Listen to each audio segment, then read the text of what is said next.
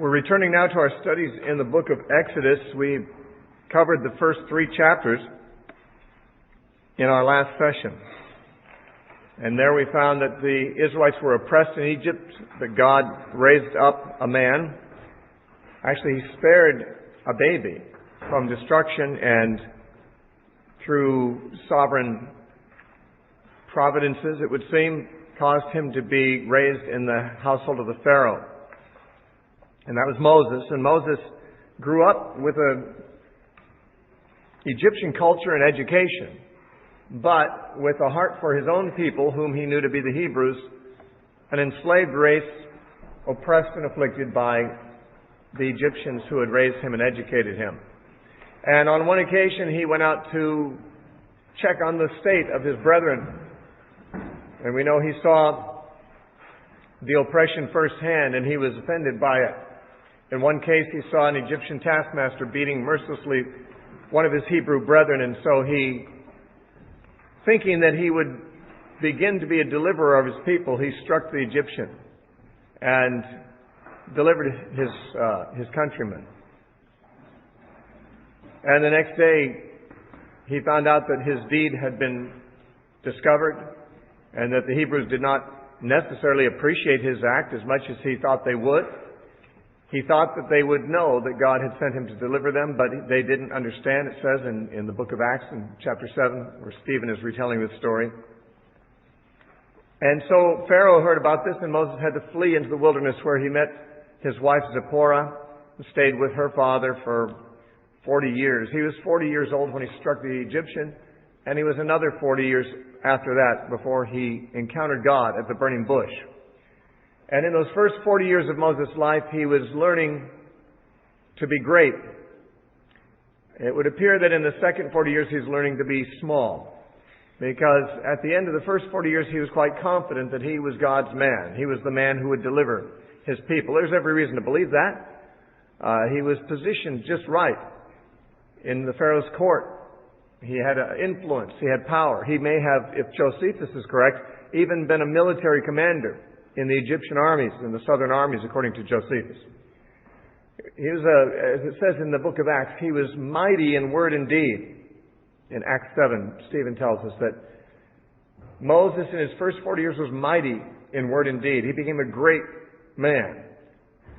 Intelligent, well-educated, probably handsome, since he was said to be a beautiful baby. We don't know what he looked like as an older man. It's not an issue in the narrative, as it was, say, with Joseph. But he was strong. He was even eloquent, apparently, if he was mighty in word. But after the 40 years he spent tending sheep in the wilderness, he was no longer any of those things. He was an old man, probably still physically strong, because even at the end of the wilderness wanderings, at 120, he said that his natural strength was not abated and his eye had not dimmed. So he was either supernaturally kept healthy and strong to age 120, at which time he died, or else he was just a man of a strong natural constitution.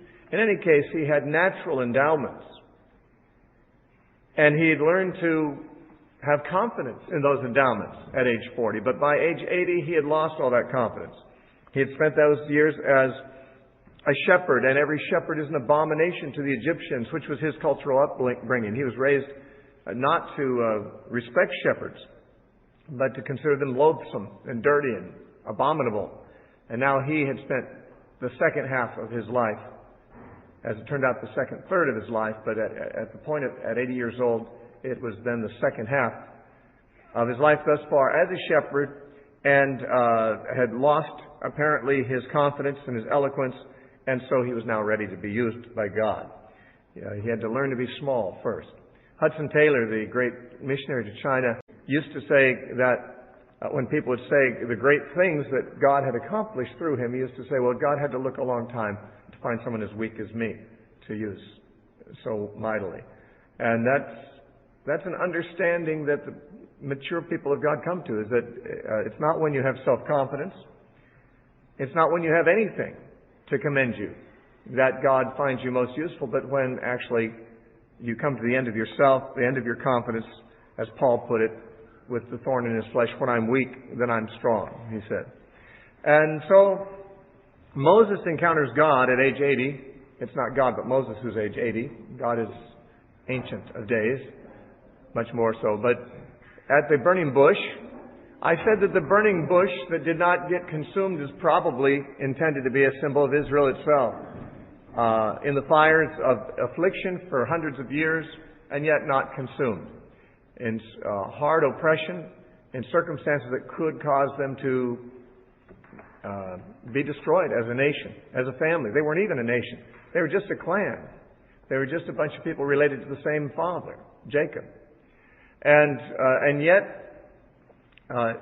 away from their homeland, with nothing to necessarily make them nationally cohesive, they remain cohesive as a people. Even as they have to this day for the most part, because of their strong culture. The Jews, even away from their homeland for the past 2,000 years, remained somewhat distinct as a people. That doesn't usually happen. Usually if you disperse people out of their homeland, they simply become part of the cultures into which they go. Now, of course, to some extent the Jews have done that. Maybe to a very great extent in our time. The Jews who have been among the Gentiles for 2,000 years have definitely intermarried a great deal. And it's very difficult to really know who has pure Jewish blood and who does not because of all the intermarriage that's been going on. Not that that matters today, because, of course, God is not a racist and God doesn't care what someone's bloodlines are. But the fact remains that even if they have intermarried a great deal, there still is a group of people who are bound by Jewish culture and Jewish heritage, and they have not dissolved in spite of persecution and so forth. They've been like a bush that's been on fire for 2,000 years and still has not been consumed. And so they were in Egypt, in the fires of affliction, and yet not burned up. And so Moses wants to turn aside and see what this strange thing is. He apparently saw the fire at first and just assumed the fire was maybe lightning that struck the bush, it's going to burn up. But perhaps he came back later in the day and it was still burning. He thought, this bush has got a long burn time here. And perhaps over a course of hours he kept checking back and the bush was not burned up. He's like, I need to check this out. He started to come close, and God told him to take his shoes off. He's on holy ground. And God identified himself as the God of Moses' ancestors, Abraham, Isaac, and Jacob, which, as I pointed out yesterday, Jesus used that fact, the fact that God, at that point in history, still identified himself as the God of Abraham, Isaac, and Jacob, as a proof for the resurrection against the Sadducees, because Jesus said God is not the God of the dead, but of the living. And yet, when Moses met God, Abraham, Isaac, and Jacob had long since died, and God said, I'm still their God.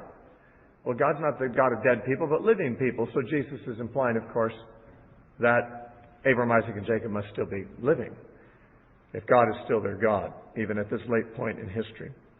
Now, God tells Moses that he's going to be the man to go and deliver the children of Israel from the Egyptians and to stand before Pharaoh and demand that he let the people go. And Moses, who at a previous time in his life would have agreed that that was really a good choice, that he was the man for the job, now believes he is not the man for the job. And he raises altogether 5 objections. God is continually pressuring, saying, you're going to go, you're going to be my man, you're going to do these things. And Moses keeps interjecting things which are a way of saying, no, I'm not the man for the job. The first objection he raises was in chapter 3. We got up through chapter 3 yesterday. And in chapter 3, verse 11, the first objection Moses raised was, who am I that I should go to Pharaoh? Now, this who am I is of course, a rhetorical way of saying, I am nobody. I'm nobody. Pharaoh won't pay any attention to me.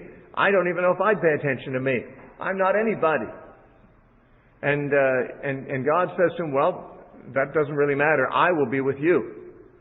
Maybe the less you are, the better, since it's going to be me, not you, that's going to be delivering the people of Israel. You're just going to be my instrument.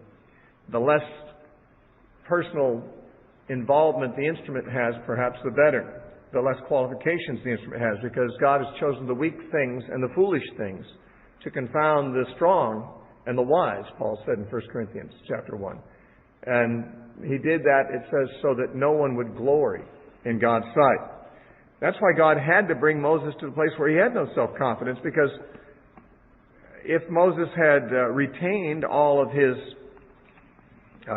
qualifications that he had counted on earlier in his life, then one might give him all the credit for what God did. And so it is that Paul says that in 1 Corinthians 1 I mentioned.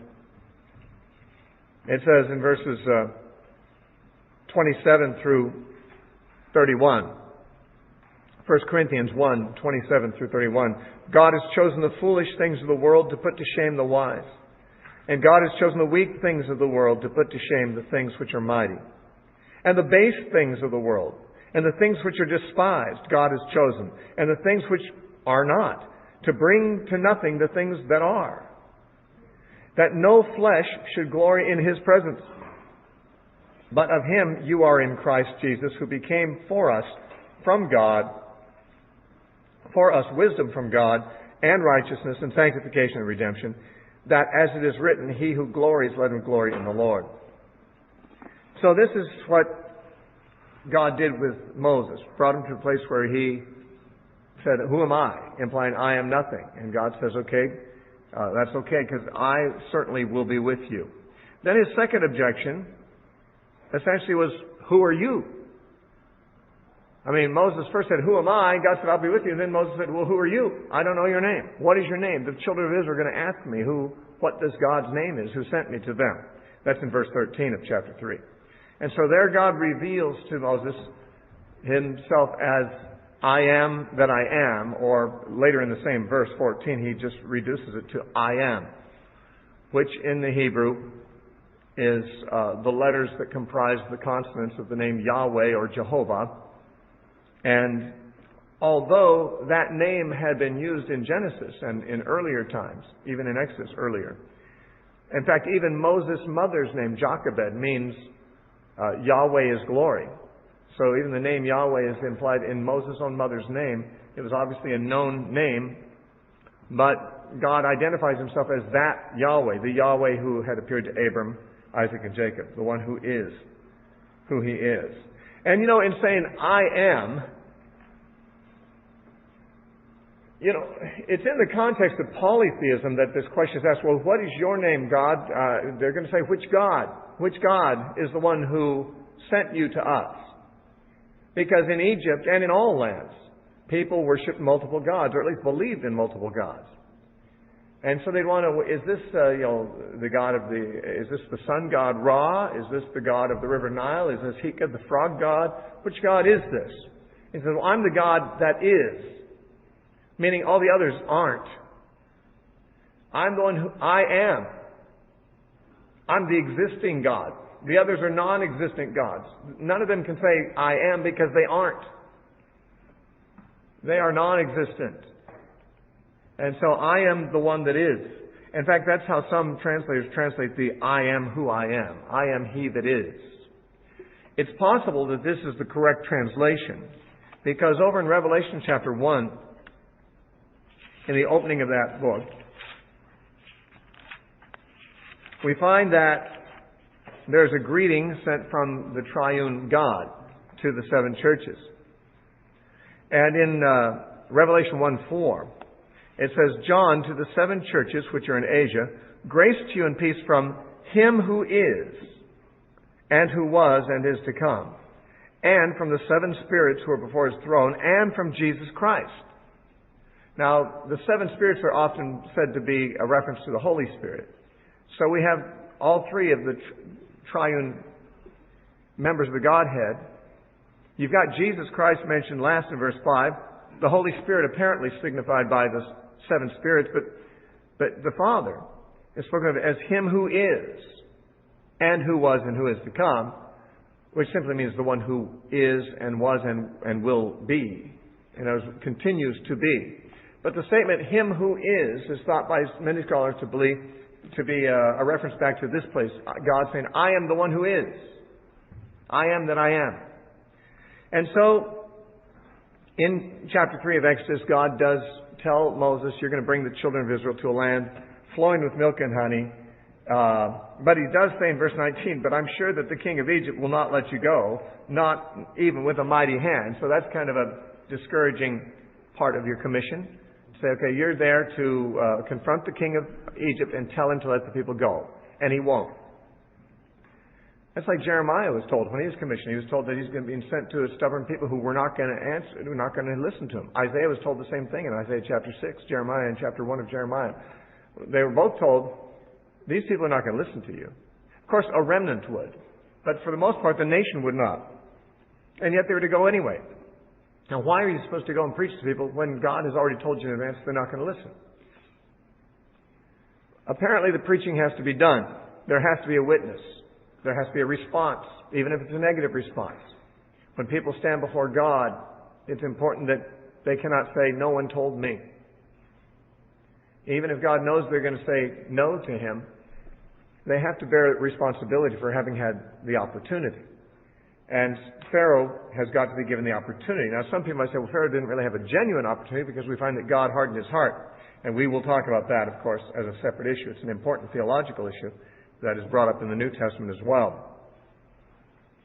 But this non-compliance of Pharaoh, mentioned in verse 19, is to be only temporary. God said ultimately He will judge Egypt. He will judge even the gods of Egypt, as we hear Him say in chapter 12.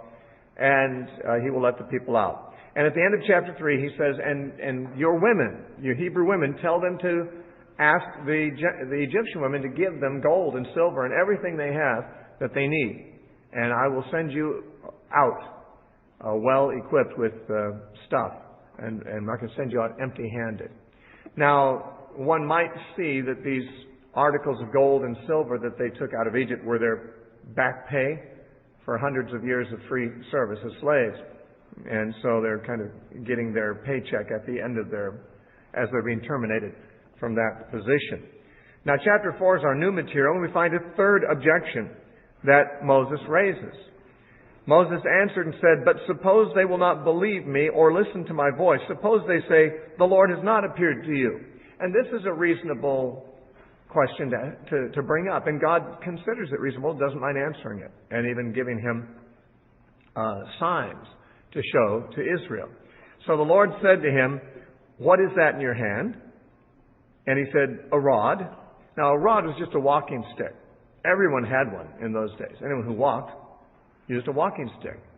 So it was nothing exceptional. It was just a stick, a piece of wood, nothing more. Certainly not something that you would think would be useful for confronting a Pharaoh and delivering his slaves from him.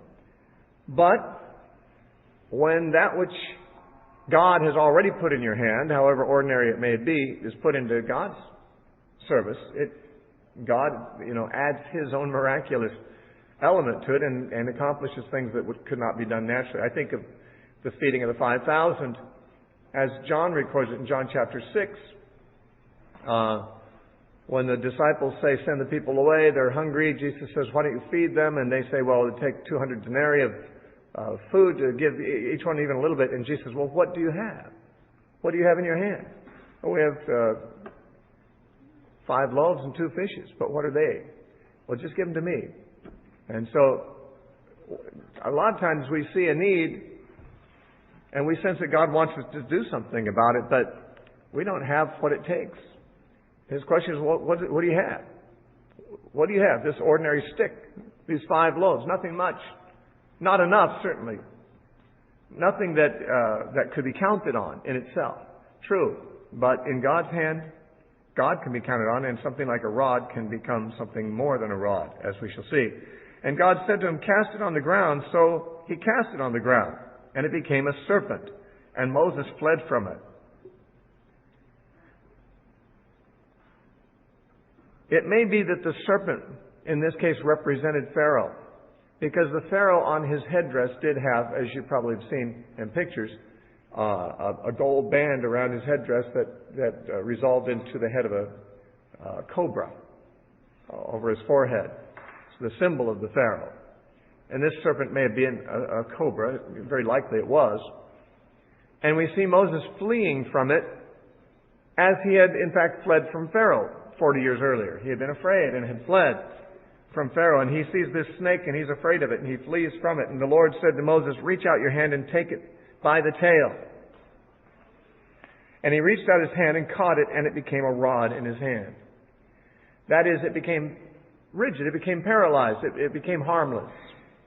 And if Moses would obey God and simply, instead of running away from Pharaoh, if he would go and take hold of Pharaoh, not physically, but confront him fearlessly, that Pharaoh would become powerless, like this serpent became when it became a rod. By the way, it's, I think, fairly well known that there are enchantments and sleight of hand that magicians can do to actually give the impression that a serpent becomes, or that a stick becomes a serpent.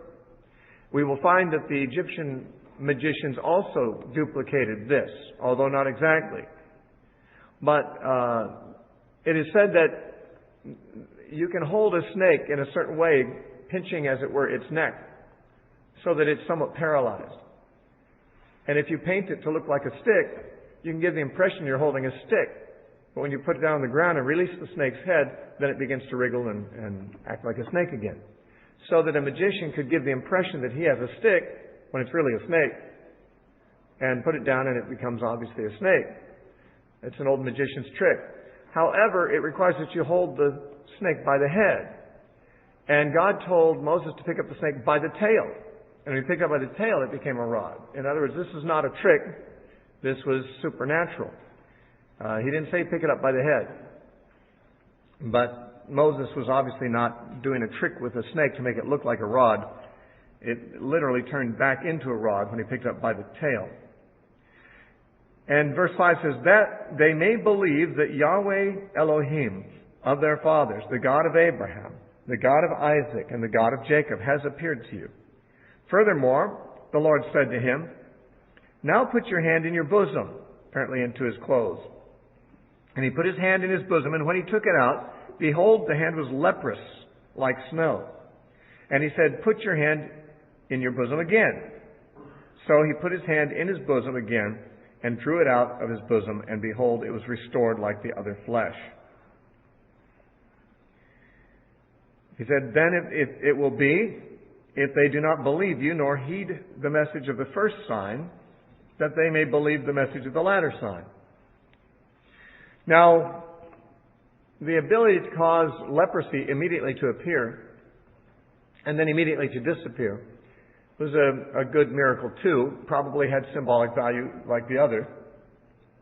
In all likelihood, it represents Israel going into Egypt and turning into a bad state of affairs, like leprosy, being slaves, being afflicted. It's as if they've gotten a dread disease. In Isaiah chapter 1, that's the way Israel's condition is described, like a sick man from the crown of the head to the sole of the feet. The whole body's full of running, putrefying sores. Leprosy may be what is described there in Isaiah chapter 1, but it's describing the condition of the nation at the time of Isaiah, because it had come into very bad straits because of their rebellion against God in that case, and because God had afflicted them. The Assyrians had conquered all the Judean cities. They were threatening Jerusalem. The farmlands were devastated. There was famine. And God describes the condition of Israel at that time as being like a sick man covered with sores, like a leprous man, perhaps. So Israel in Egypt was in a similar condition. Not necessarily because of disobedience to God in that case, but still their condition was sick. They needed someone to heal them, to rescue them, to deliver them, to heal them of the leprosy that they were experiencing as a nation, so to speak. And so he pulls his hand in there again and it comes out clean. Like this is the way Israel's going to be when I bring them out. And it shall be, if they do not believe even these two signs, verse 9, or listen to your voice, that you shall take water from the river and pour it on the dry land. Now this is one that Moses couldn't do here at the bush. He could do the two right there in front of the bush to practice, make sure they worked. This one he'd have to do by faith, because the river was not here in Mount Horeb. And so he'd just have to know that when the time came, if necessary, he could take water from the river and pour it out, and it would become blood. The water which you take from the river will become blood on the dry land. Now Moses had a fourth objection. Moses said to the Lord, O my Lord, I am not eloquent, neither before nor since you have spoken to your servant, but I'm slow of speech and literally heavy of tongue. Well, Interesting, he says, I wasn't before you met me, and even now that you've met me, I'm not any better. I would have thought, meeting God would make me, full of some kind of new endowment of power or something. But I'm slow of speech, even as I'm speaking to you right here. Even since you've spoken to me. If you pick a man who doesn't speak well, you'd think you'd at least, at the time that you meet with him, you'd give him a gift in speaking well. But you haven't done that. I don't speak well. I'm slow of speech. Now, if Moses was formerly mighty in word, as Stephen said, then he had lost all his confidence and stuttered now and was slow. Certainly not an orator anymore. He had not spent those 40 years out in the wilderness tending sheep, practicing oratory to the rocks and to the cactus like John the Baptist probably did when he was living out in the wilderness there. But he had not honed his skills.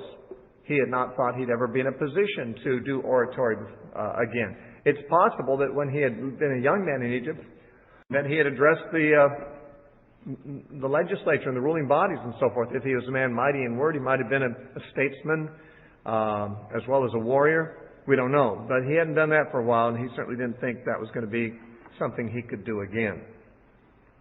So the Lord said to him, "Who made a man's mouth? Or who makes the mute? Or the deaf? Or the seen? Or the blind? Have not I the Lord? Now therefore go, and I will be with your mouth, and teach you what you shall say." This verse is interesting because God seems to indicate that He is the one who makes people in whatever condition they are in. He's saying Moses, he's not denying that Moses is slow of speech and heavy of tongue. He just says, well, who do you think made you that way? You think I'm not aware of this? In Isaiah it says, he that made the eye, can he not see? He that made the ear, can he not hear? He knew Moses' capabilities and lack thereof. In fact, Moses wasn't as bad off as some people. God, who had made Moses this way, made some people blind and mute and lame and dumb, deaf and whatever.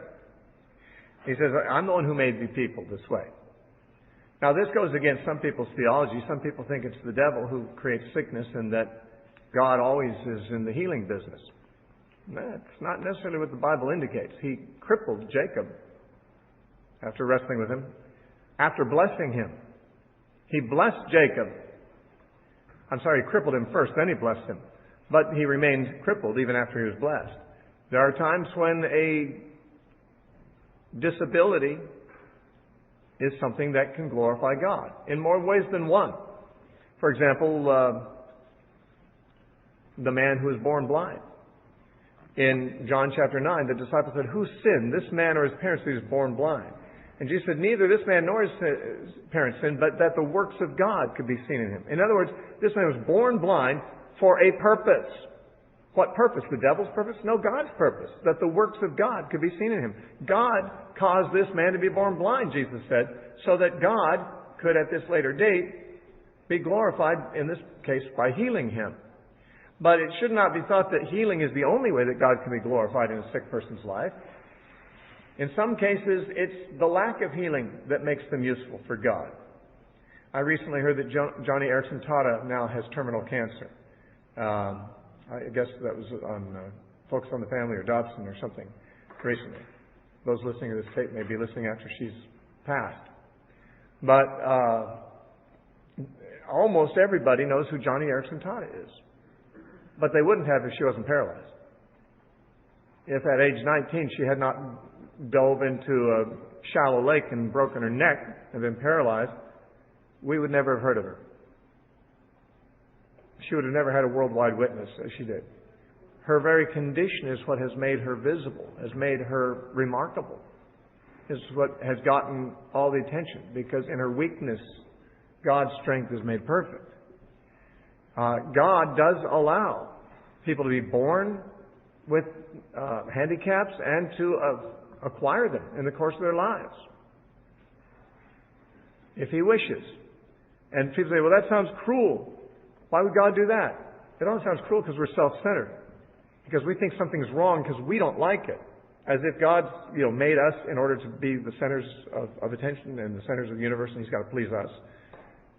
When you become a Christian, you decide it doesn't matter what you like. It matters what God likes. It's not my will, but thine. It's not my fulfillment. It's God's glory that we care about. If we're not there yet, we're not really thinking like Christians yet. I almost said we're not Christians yet, but I'll just say we're not thinking like Christians yet. I think sometimes people are Christians who haven't learned to think like Christians yet. But when you think like a Christian, you're thinking, who cares what God does to me as long as He gets the glory? I mean, that's what I'm here for. Not to pursue my own interests, but to pursue the will of God, that God will be glorified. If He slays me, I'll still trust Him. It's up to Him to do what He wants with me. And God is not ashamed to say that He's the one who made the blind and the deaf and the mute and the heavy-tongued, Moses. He says, I can use all of that. God can glorify Himself through sickness, either by healing it, as in the case of the man born blind, or in the case of many other people that could be pointed to through their not being healed. I remember in the Jesus movement at Calvary Chapel, Costa Mesa, when there was, this revival going on, there were certain people you'd see all the time there every night. Me, for one. I was there every night. Not doing something on stage. I was just one of the kids in the crowd, but there were lots of people you'd recognize all the time. And one guy who was never absent was a guy in a wheelchair who had some kind of palsy. He was kind of twisted up and couldn't talk and strange. But he'd be singing as best he could. You couldn't understand his words. I think God could. But at his request, someone had written on the back of his wheelchair, I praise God, do you? And this man was in a very unenviable disability. I mean, he couldn't even communicate. Couldn't even straighten his arms or legs. And yet he did. You could see. He did praise God. He was full of joy. And I think he, in a sense, glorified God in that condition in a way that wouldn't have been as impressive if he had been normal in his body and his abilities. So God does make some people well, some people disabled. And while I'm one of the well ones, I've never been disabled, and it may therefore sound callous. I'm not callous. If people are disabled, that's how God made them. Now, He might heal them. I'm not saying they should never seek healing, because that might be the way in which He seeks to glorify Himself, is by healing them. But if not, I'm not physically disabled, but I have other circumstances in my life that are not what I would choose. Actually, they're not what anyone would choose. And yet, we just have to say, well, the conditions that the sovereign God places us in are the conditions where He wants us to be useful and glorifying to Him. And so God clearly says, I'm the one who made these disabilities. Now therefore go, I will be with your mouth and teach you what you shall say. Verse 13, last objection Moses raises, and then God gets angry, so Moses doesn't raise any more. But Moses said, O my Lord, please send by the hand of whomever else you may send. Now the word else is supplied. It's in italics because it's not really in the Hebrew, but it's implied certainly. The way it reads in the King James, which does not add the word else, and the way it reads in the Hebrew is, O my Lord, please send by the hand of whomever you may send. Which sounds like Moses is now resigned. Okay, you want to send me? Send me. Send whoever you want. I guess that could include me. But the fact that God gets angry at him makes it very clear that what Moses is implying, send by anyone you want other than me. You've got a lot of other options out there. He's still convinced that he is not God's man. And it's actually this conviction that he is not God's man that probably makes him God's man, makes him qualified to be. So the anger of the Lord was kindled against Moses, and he said, Is not Aaron the Levite your brother? I know that he can speak well. And look, he's also coming out to meet you. When he sees you, he will be glad in his heart. Now you shall speak to him and put the words in his mouth. And I will be with your mouth and with his mouth. And I will teach you what you shall do. So he shall be your spokesman to the people. And he himself shall be as a mouth for you, and you shall be to him as God. And you shall take this rod in your hand with which you shall do the signs. Now he says Aaron is coming out to meet you. Aaron wasn't apparently coming out to meet him right at that moment. But he's saying he will come out to meet you, and he did later on. When Moses actually leaves home and goes to Goshen, Aaron does come out to meet him. We should not think that he's coming out at this moment to meet him. What God is saying is, listen, you may be slow of speech, but you can talk as slow as you want to Aaron, and he can speak well. He can be your mouthpiece. You'll be like God to him. That doesn't mean that Aaron will become a worshiper of Moses, but rather, God's not going to speak directly to Aaron. He's going to speak to Moses. Moses is the prophet. Aaron, as it will turn out, will be a high priest, but not a prophet. But he'll be like a prophet to Moses. Moses will be like God, and Aaron will speak for Moses. Now, whether this really happened, in fact, is not known. Because in the interviews with Pharaoh, it looks to me like Moses is doing the talking. As you read the rest of the story, it seems like Moses is the one talking directly to Pharaoh. It is possible that it's only recorded that way because we're supposed to know that all this conversation was done through Aaron. That Moses was, all the time saying, Aaron, say this, Aaron, say that. And the conversation is going like that, and the narrative may simply leave that fact out. Or it may be that once Moses got started and saw that God was with him, that Moses kind of rose to a higher degree of confidence in God, and just Aaron was left out of the equation. But at least at this point, God says, you've got another option. You don't have to worry about not being a good speaker, because Aaron can speak well. You can use him if you want to. Now, verse 18, so Moses went and returned to Jethro, his father-in-law, and said to him, please let me go and return to my brethren who are in Egypt, and see whether they are still alive. And Jethro said to Moses, go in peace. Now, Moses didn't tell him what he's really going for. He just says, I want to see if my brethren are still alive. And no doubt that was not a lie. It was a partial truth. But why didn't he tell him the whole truth? Well, what likelihood is it that Jethro, his father-in-law, would believe him? That God had appeared to him in a bush that burns, that doesn't burn up? And that he's going to go confront Pharaoh? I mean, say, my son-in-law's gone nuts. He's going to go face the tyrant in Egypt and tell him what to do? I don't think so.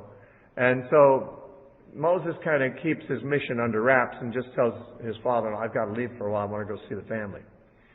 And Jethro says, go in peace. Now, back when the shepherding movement was real popular in the charismatic movement back in the 70s, I remember the shepherding movement was a movement that was quite oppressive, quite authoritarian, where the leaders of churches were basically put in the place of God over the congregation. And if you wanted to know the will of God, you asked your shepherd, your pastor, your group leader, your under shepherd, or whatever they'd call them in a given case.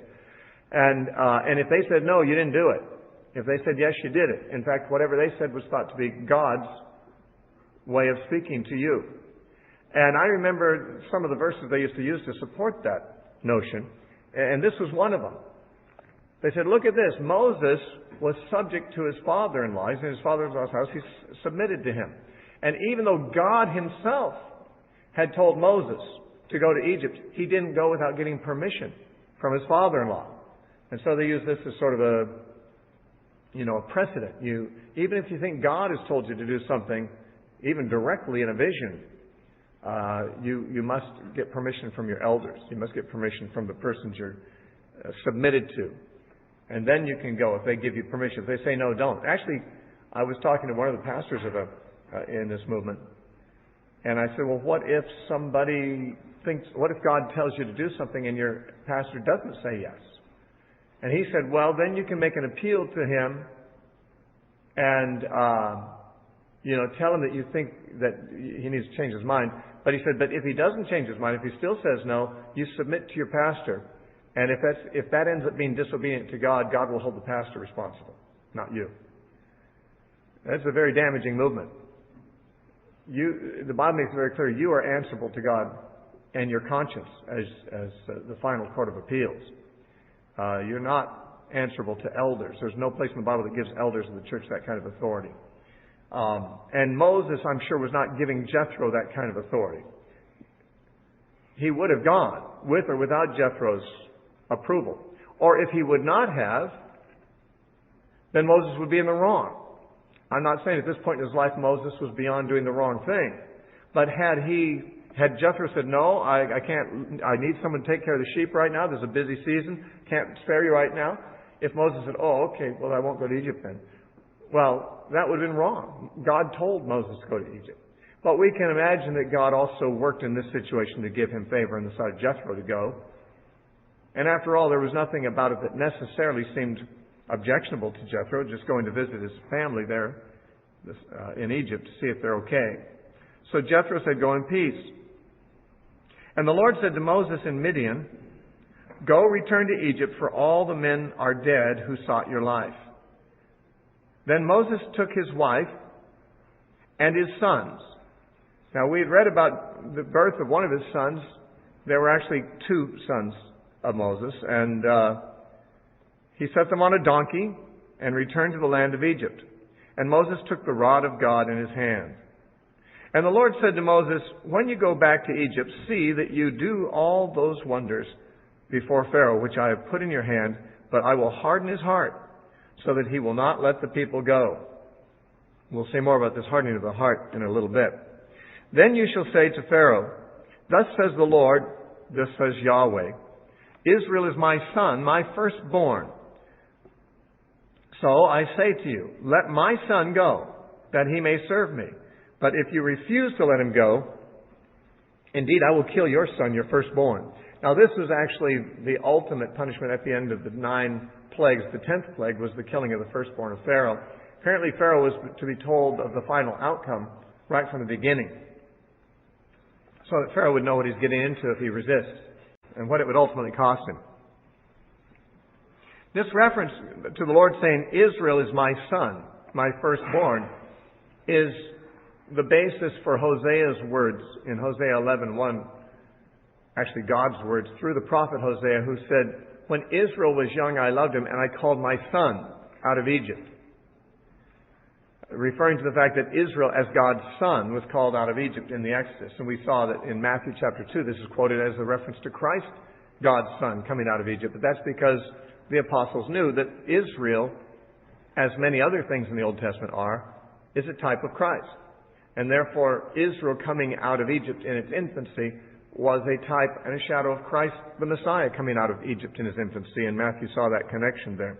But the fact that both Israel and Jesus are referred to as God's sons, in this particular case, for example, is what allowed that play on words to be made, that scripture to be seen that way in Matthew chapter 2. Verse 24. Now this is a peculiar passage that I've been asked about many, many times. People, when they're reading this narrative, they're reading along nice and smooth until they come to this, and then they really got hung up on it. And it's easy to see why. It's got some difficulties attached to it.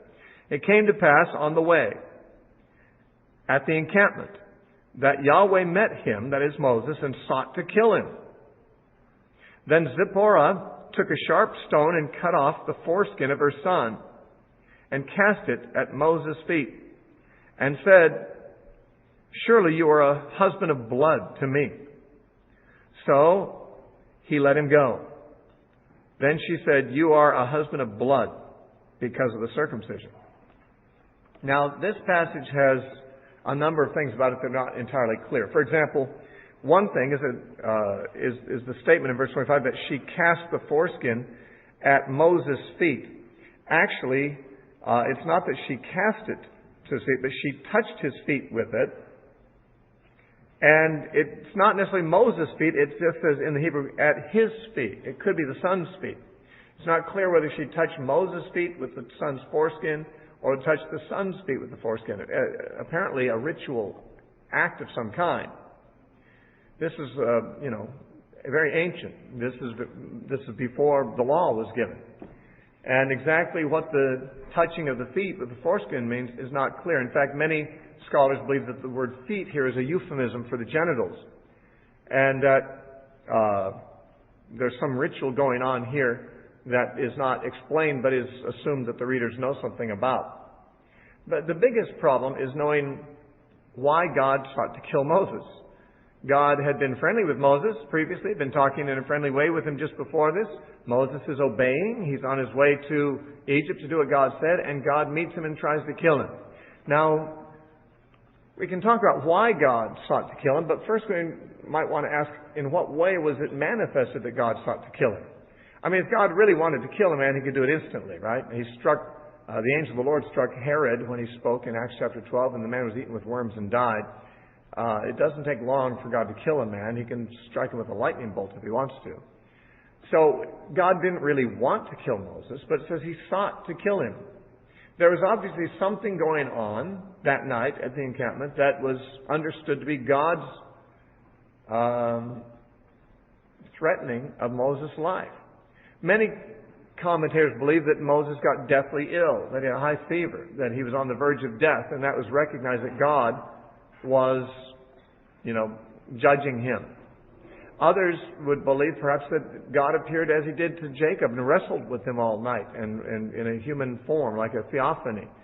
It's really not told, and we don't really, we can guess, we can make assumptions about our favorite options, but we really don't know. In some way, something was going on with Moses, and it was prolonged enough for this action to take place in the course of the time that there was a conflict between God and Moses. I don't know if it was God appearing visibly, like I say, like a man fighting with Moses, threatening to kill him, or whether it was merely them recognizing in some sudden deadly illness that came upon him, God's hand in seeking to kill him. But in any case, Zipporah knew instantly what to do. And she circumcised her son. And it sounds like she kind of complained about it afterwards when she said, surely you're a bloody husband to me. Now, some say that that wasn't a complaint, that husband of blood or bridegroom of blood was a common expression. And that in some parts of the world, in the Middle East, there was an ancient custom, and I don't really know how much this is attested to and how much the commentators are guessing that this is so. But some commentators say that there was this custom of a bridegroom before getting married being circumcised. Many times people were not circumcised at birth like they were in Israel on the 8th day of a child's life, but in many parts of the world, even to this day, some African countries and so forth, circumcision is a rite of passage for young men. Sort of like the Jews have their bar mitzvah, where a young man a boy becomes a man. But that doesn't involve his circumcision, because a Jewish boy is circumcised on the 8th day of his life. But in some cultures, that passage from boyhood to manhood is accompanied by circumcision at that point. And the commentators have said that there was a custom. Again, I don't always trust commentators, because you wonder, they may have really good documentation from this from outside the Bible, or they may just be putting two and two together in their own way and getting this answer. But that there was a custom of a bridegroom being circumcised just before his marriage, and therefore shedding his own blood, as it were, for his bride. Sort of a picture, one might say, that resembling somewhat Jesus shedding his blood in order to obtain his bride, the church. The temptation to make that connection is great, which makes me wonder whether it's an artificial claim about the custom, or whether it really did happen. But it is said then that a husband who had done that was a bridegroom of blood, which then would not be a negative statement, but a statement of how much the bridegroom had sacrificed, how much he had pained himself in order to take his bride, the value he placed on his bride. So, maybe so, but if so, why hadn't this happened earlier? Well, maybe it was because Moses had already been circumcised as a baby in Egypt. And but his son had not been. And I don't know. To me, it sounds like she's upset with him. But maybe it's just the way I'm reading this. You are truly a bloody husband to me. It doesn't sound like doesn't sound like she's happy. And I've read between the lines my own way about all this. What I believe is this, that there had already been discussion between Moses and Zipporah, perhaps at an earlier point in time, about the circumcision of their son. In the book of Numbers, it says that Moses is the meekest man on the face of the earth. That means he was not assertive, not self-assertive. I'm going to suggest that when the son was born, Moses knew that as an Israelite, he should circumcise his son on the 8th day. I think his wife probably found it a disgusting suggestion. And therefore, they argued, and Moses, being the meekest man on the earth, deferred and said, okay, let's have peace in the home. And so they didn't circumcise the boy. Clearly, the boy had been born sometime earlier and was not circumcised. So Moses had been disobedient in that. And it may well be because of his wife's distaste for the idea of circumcising the son.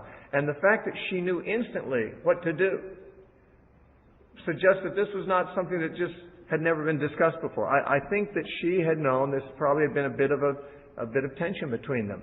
That he had known that God wants the son circumcised, but his wife didn't, and he had gone with his wife's way instead of God's. And now that she sees she's about ready to lose her husband over it, she says, okay, I'll comply. And so she circumcises the boy, casts the foreskin, and says, okay, you got your way. Okay, the boy's circumcised. And God lets Moses go then. God ends the attack. Now, what's interesting about this, and one reason I think she was not happy about it, is that Moses and Zipporah did not continue together on the journey after this. Moses continued alone without her. And in chapter 18 of Exodus, we find after the Jews have come out of Egypt and they're now in the wilderness, that Jethro, Moses' father-in-law, and Zipporah, his wife, come to visit Moses. And it says in Exodus 18:2, then Jethro, Moses' father-in-law, took Zipporah, Moses' wife, after he had sent her back, with her 2 sons, of whom the name of one was Gershom, for he said, I have been a stranger in a strange land, and the name of the other was Eleazar, for he said, the God of my father was my help. Eleazar means help. And delivered me from the sword of Pharaoh. And Jethro, Moses' father-in-law, came with his sons and his wife to Moses in the wilderness. Now it says in verse 2 that Moses had sent her back. It was probably on this occasion that we're reading about in chapter 4. I think this renewed something of the hostility or bitterness that had existed. It would seem to me that Moses had championed the idea of circumcising the son, and Zipporah had opposed it, which is why she'd be kind of angry at him, like he got his way. Okay, if you're going to die over it, you're putting me under pressure. I'll go ahead and circumcise the boy, but I'm not going to be happy about it. And Moses is saying, well, if you're not going to be happy about it, why don't you go home and be with your father until I'm done in Egypt? That's what I think went on. Seems to fit. But there's another aspect to this whole story, and that is, why did God make an issue of the boy's circumcision at this point? Why not at an earlier time? We don't know how old the child was, but the child was apparently not a baby, not 8 days old. The right time for circumcision had passed, and the rite had not been performed. Why didn't God make an issue of it before? Because Moses wasn't called to be God's man before. That is to say, when a man is not in ministry, when a man is not called to speak for God, little compromises that he's made in the past may not be, they are an issue, but they may not come up. They may be things that God will bring up on the judgment day, but not, mess with it in this life. But when a man is called to go and represent God, then he's got to have his own laundry clean. And there was an area of negligence. There was an area of disobedience in Moses' life. It might seem like a small matter, but it's not. Because God had told Abram that any descendant of Abram who's not circumcised will be cut off from the people. That is, wouldn't be part of Israel. Moses had been negligent to bring his sons into the covenant. It's interesting, the Bible says that a man, to be an elder of a church, must have children who believe. Someone who's actually brought their children into the covenant, brought their children into the faith. And Moses had not done that. Now, lots of Christian people don't have Christian kids, and lots of Jews didn't have godly kids too. But they weren't called to be Moses. We see that God is a little stricter with his spokesman than with others. After all, Moses, we know later, was forbidden to enter the promised land. Why? Because he was an adulterer? No. A murderer? Not really. Because he was a thief? No. Well, what had he done? He had struck a rock with a stick instead of speaking to it. It seems like a rather small infraction compared to some of the things that even Aaron did and others. But perhaps it was smaller than what Aaron did. But Moses was a man with greater responsibility to represent God. And so a man who's going to represent God, he's got to be obedient. And this is not really a small matter. To us it seems like a small matter. We circumcise or don't circumcise our children depending on whether we think it's hygienically desirable. And, it's not a big moral issue with us. But to Israel, it was. You'd be cut off from the people of Israel as far as God is concerned. They've broken the covenant if they're not circumcised. So Moses had to become obedient to God in this matter that had been neglected. In verse 27, the Lord said to Aaron, "Go into the wilderness and meet Moses." So he went and met him on the mountain of God and kissed him. Now, I don't know why Aaron, who was a slave in Egypt, had the liberty to go wandering out in the desert. Maybe he had to sneak out at night. It's not like the Egyptians had to watch these people all the time. Where are they going to go? Out in the wilderness? I mean, if the whole company of slaves went out in the wilderness, that's a problem to Egypt. But if one man goes out in the wilderness, he could be hunted down probably if they wanted to hunt him down. He'd probably die out there anyway. So I don't think they were watching the slaves that closely. It's not like they were slaves in a camp like you might have in the South on a plantation or something where the slaves had to be chained up at night and things like that. It's just the whole population were put under forced labor. And apparently, if they wanted to lose sleep, they could go out in the middle of the night and walk out in the wilderness. You'd have to come back to eat, probably. Anyway, Aaron had the liberty, and maybe everyone did, to go out in the wilderness and meet Moses. God spoke to Aaron. We don't know how he spoke to him. Maybe in a dream. Maybe in a burning bush. Who knows? But they met each other for the first time probably in 40 years. They hadn't seen each other. In fact, in 80 years, they might not have seen much of each other, since Moses was previously in the house of Pharaoh. So Moses told Aaron all the words that the Lord who had sent him, of the Lord who had sent him, and all the signs which he had commanded him. Then Moses and Aaron went and gathered together all the elders of the children of Israel. So they're now back in Goshen, and there were the elders to be the oldest men of each clan, the ones whose approval for anything regarding the nation would be sought. And so Moses wanted to get them on his side. And Aaron spoke all the words which the Lord had spoken to Moses. Then he did the signs in the sight of the people. Apparently the leprous hand sign and the rod turning into a snake sign. So all the people believed briefly. They changed their opinion a little later, but at this point they believed. The signs were impressive. They also wanted to believe. They'd been crying out to God for deliverance. That's what God said He had heard them doing. So they were excited. Sounds like God heard their cries, and now there's some supernatural evidence that this man Moses is there to help and that God's going to do something for them. And when they heard that the Lord had visited the children of Israel and that He had looked on their affliction, then they bowed their heads and worshipped. So here we have Israel worshiping the Lord because they anticipate deliverance. Now we're going to find out that in chapter 5 that this is somewhat postponed a little bit because Pharaoh gets angry at Moses' request initially and imposes harder burdens on the children of Israel. So the children of Israel get kind of upset with Moses about that. But that's just how it is sometimes. God starts to do something and things get worse before they get better. In this case, they got worse briefly before they got better. But then God pulled off what He said He was going to do. We're going to stop there and take a break, and we'll come back to read about Moses' confrontations with Pharaoh after that.